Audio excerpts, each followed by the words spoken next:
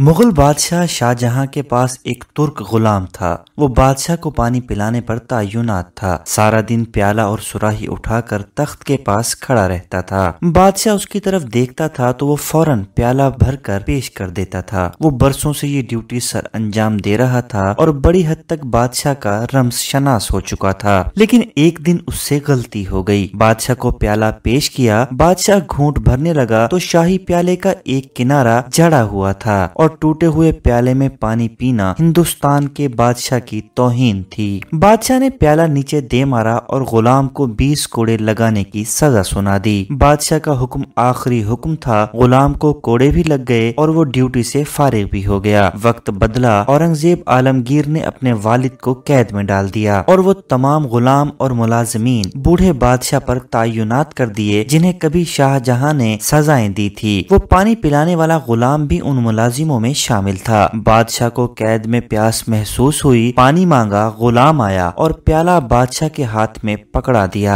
बादशाह ने प्याले को गौर से देखा। वो शिकस्ता था और किसी ने उसकी किरचियां, उसकी ठेकरियां जोड़कर उसे काबिले इस्तेमाल बनाया था। बादशाह ने हसरत से प्याला देखा और फिर गुलाम की तरफ देखकर पूछा, मेरे साथ ये सलूक क्यों? गुलाम ने मुस्कुराकर अर्ज किया, हुजूर ये वक्त का सलूक है। ये वही प्याला है जिसका एक कोना भरने पर आपने इसमें पानी पीने से इनकार कर दिया था और इसे जमीन पर मारकर तोड़ दिया था। मैंने उस टूटे हुए प्याले की किरचियां उठा ली थी। मैंने उन्हें जोड़ा और उस घड़ी का इंतजार करने लगा जब आपको वक्त इस प्याले में पानी पीने पर मजबूर करेगा। और बादशाह सलामत वो वक्त आ गया। शाहजहां की आंखों में आंसू आ गए। ये आंसू अगर ना भी आते तो भी बाकी जिंदगी पानी इसी टूटे हुए प्याले में पीना था। क्यों? क्योंकि ये दुनिया एक वादी है और इस वादी में हर शख्स को अपनी अना, अपने तकब्बुर और अपनी हिमाकतों की बाज़गश्त बहरहाल